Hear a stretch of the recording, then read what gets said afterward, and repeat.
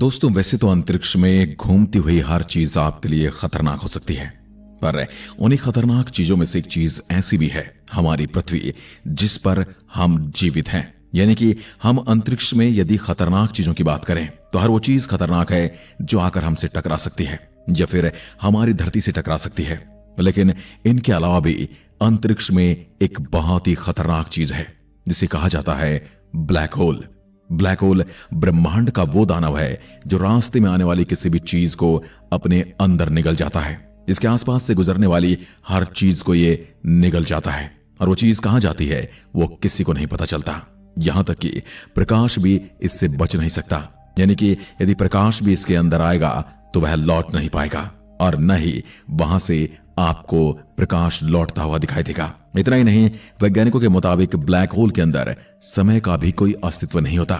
यानी कि ये इतना खतरनाक है जहां पर ना तो समय है और न ही कोई रोशनी, जिसके कारण आइंस्टीन की थ्योरी ऑफ रिलेटिविटी, जो ब्रह्मांड में मौजूद हर तरह के ऑब्जेक्ट के बारे में वैज्ञानिकों को सटीक जानकारी देती है, वो थ्योरी भी ब्लैक होल पर जाकर किसी काम की नहीं रहती। यानी कि जो ब्रह्मांड के भौतिकी नियम है वो इस पर काम नहीं करते। इसलिए इनकी खोज से लेकर अब तक वैज्ञानिक ये जान नहीं पाए हैं कि आखिर ब्लैक होल के अंदर क्या मौजूद होता है।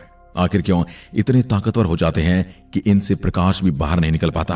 पर कुछ समय पहले मशहूर वैज्ञानिक माचियो काकू ने अपनी एक नई थ्योरी में इन सभी सवालों के जवाब देते हुए बताया है कि आखिर ब्लैक होल क्या है और उनके अंदर की दुनिया कैसी है।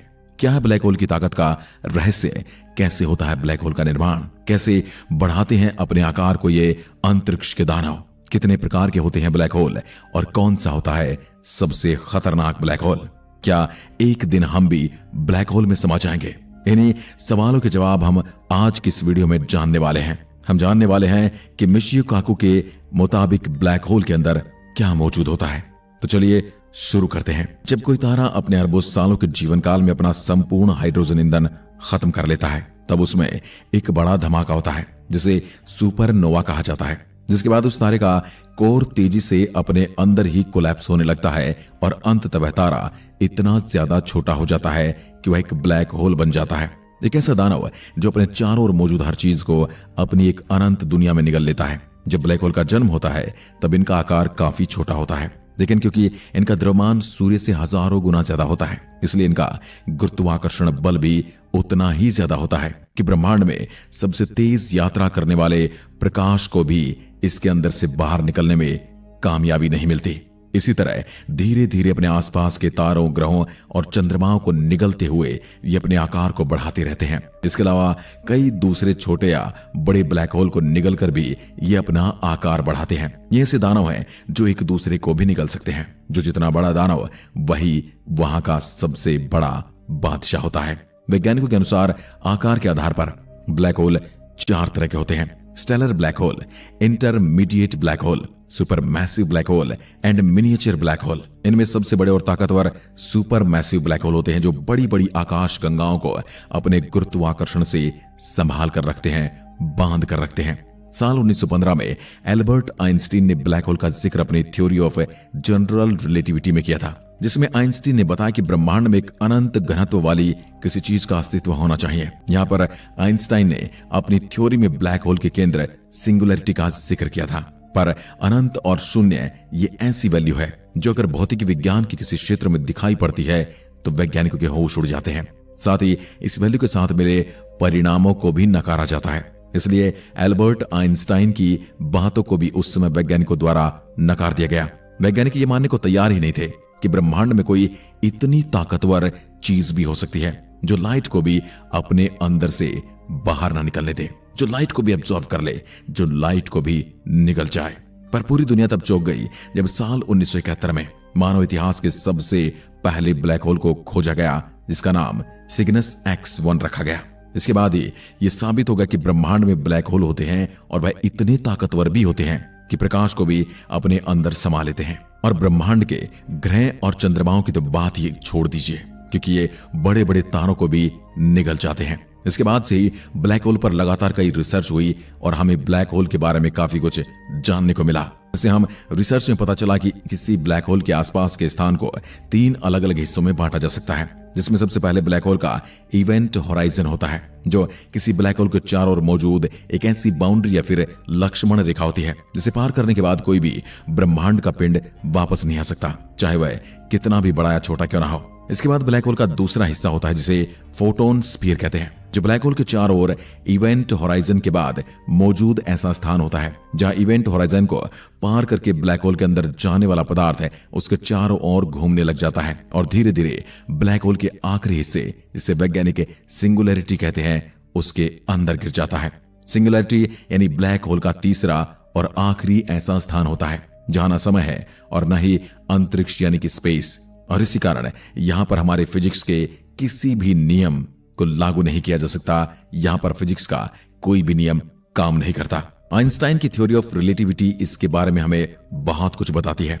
इसलिए वैज्ञानिकों का मानना है कि अगर ब्लैक होल को समझना है तो इसके लिए हमें एक ऐसी थ्योरी को चुनना होगा जो हमें ब्रह्मांड के बड़े से बड़े ऑब्जेक्ट के साथ साथ ब्रह्मांड के सबसे छोटे ऑब्जेक्ट यानी क्वांटम पार्टिकल के बारे में भी बता सके। पर परेशानी यह है कि ब्रह्मांड के बड़े ऑब्जेक्ट के लिए तो हम आइंस्टाइन की थ्योरी ऑफ रिलेटिविटी का प्रयोग कर सकते हैं, लेकिन जब बात क्वांटम पार्टिकल्स की आती है तो इसके लिए हमें क्वांटम थ्योरी का ही प्रयोग करना पड़ता है, क्योंकि ब्लैक होल की तरह क्वांटम लेवल पर भी थ्योरी ऑफ रिलेटिविटी और फिजिक्स के सभी नियम टूट जाते हैं। इसलिए सालों से वैज्ञानिक एक ऐसी थ्योरी पर काम कर रहे हैं जो थ्योरी ऑफ रिलेटिविटी और क्वांटम थ्योरी को एक साथ कर सके, एक ऐसी थ्योरी जिसे हम थ्योरी ऑफ एवरीथिंग कह सके, क्योंकि वह हमें ब्रह्मांड में मौजूद हर एक ऑब्जेक्ट के बारे में अच्छे से बता पाएगी। यानी इस थ्योरी ऑफ एवरीथिंग से हम ब्लैक होल और इसके अंदर की दुनिया का सच भी जान सकते हैं। ऐसी एक थ्योरी ऑफ एवरीथिंग पर भौतिकी शास्त्री मिशियाओ काकू कई सालों से काम कर रहे हैं और उनका मानना है कि हमारे इन सभी सवालों का जवाब सुपर स्ट्रिंग थ्योरी है, जिसे हम थ्योरी ऑफ एवरीथिंग भी कह सकते हैं।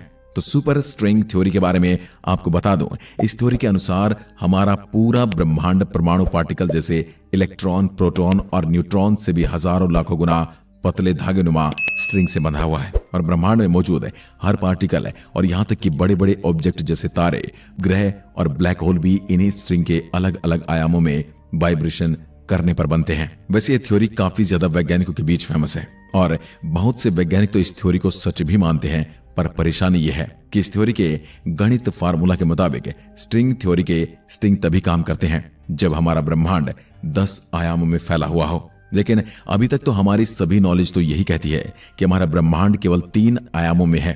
यहां तक कि अगर हम आइंस्टाइन की थ्योरी ऑफ रिलेटिविटी को मानते हुए समय को भी एक आयाम माने, यानी 4 डायमेंशन तक ही सीमित हो जाता है। ऐसे में हमारे पास इसका जवाब नहीं है कि बची हुई 6 डायमेंशन कहां है, क्योंकि हमें तो यह डायमेंशन देखने को नहीं मिल रही।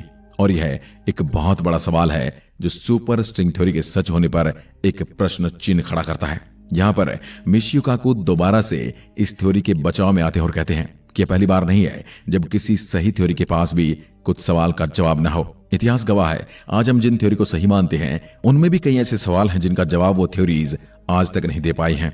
उदाहरण के लिए महान वैज्ञानिक एल्बर्ट आइंस्टीन की थ्योरी ऑफ रिलेटिविटी अभी यह जवाब नहीं दे पाती है कि परमाणु पार्टिकल्स भौतिक के नियमों का पालन क्यों नहीं करते। इसके अलावा सबसे बड़ा उदाहरण तो हमने थोड़ी देर पहले ही देखा है कि यह थ्योरी ब्लैक होल के बारे में कुछ भी नहीं बता पाती। और सिर्फ यही नहीं, बल्कि अगर विज्ञान जगत की सबसे ज्यादा प्रसिद्ध और विश्वसनीय थ्योरी बिग बैंग को भी देखा जाए तो वह केवल यही बताती है कि इस ब्रह्मांड का निर्माण एक बड़े धमाके से हुआ, लेकिन वह धमाका किस वजह से हुआ, या फिर सबसे बड़ा सवाल वह छोटा सा बिंदु कहां से आया जिसमें यह पूरा ब्रह्मांड समाया हुआ था। और उससे भी बड़ी बात, जब समय ही नहीं था तो फिर घटना कैसे घट सकती है। ये ऐसे सवाल हैं जिनका जवाब बिग बैंग थ्योरी के पास भी नहीं है। ऐसे में कोई नई बात नहीं कि थ्योरी ऑफ एवरीथिंग कही जाने वाली सुपर स्ट्रिंग थ्योरी के पास ये जवाब नहीं है कि 10 डायमेंशन हमें क्यों दिखाई नहीं देती। मिशियो काकू का कहना है कि स्ट्रिंग थ्योरी के मुताबिक शायद हमारी यूनिवर्स 2 बड़े दूसरे यूनिवर्स के बीच हुई टक्कर से बना है। इसके अलावा कई बार तो स्ट्रिंग थ्योरी की मदद से ब्लैक होल को समझाते हुए मिशियो काकू कहते हैं कि हमारा ब्रह्मांड एक ब्लैक होल के अंदर मौजूद है जो शायद किसी और दूसरे ब्रह्मांड में मौजूद है, और जिन ब्लैक होल को हम अपने ब्रह्मांड में देख रहे हैं वह कोई ब्लैक होल नहीं बल्कि एक वार्म होल है जो हमारे ब्रह्मांड और दूसरे ब्रह्मांड को एक साथ जोड़ते हैं।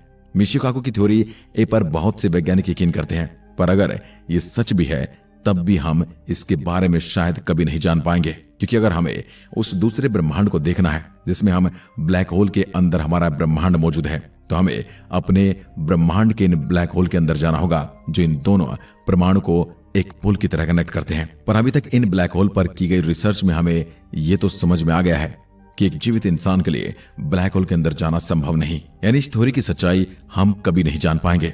वैसे शायद आपके मन में भी कभी न कभी ये सवाल तो जरूर आया होगा कि क्या होगा अगर हम ब्लैक होल के अंदर वॉयेजर स्पेसक्राफ्ट की तरह अपने किसी एडवांस स्पेसक्राफ्ट को भेजें जो हमें इसके अंदर जाकर इसकी जानकारी भेज सके, ताकि हम ब्लैक होल के अंदर की दुनिया देख सकें।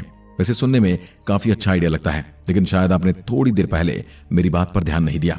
तो ब्लैक होल एक ऐसी जगह है जहां की ग्रेविटी इतनी ज्यादा है कि वह अपने अंदर आने वाले हर चीज को पहले परमाणु में तोड़ देती है। जैसे कि कोई चीज इवेंट होराइजन को पार करती है, तभी वह परमाणु में टूटकर ब्लैक होल के फोटोन स्फीयर में घूमने लगती है और धीरे धीरे ब्लैक होल की अनंत सिंगुलैरिटी की दुनिया में चली जाती है, जहां से कोई भी फॉर्मेशन या लाइट कभी बाहर नहीं आती।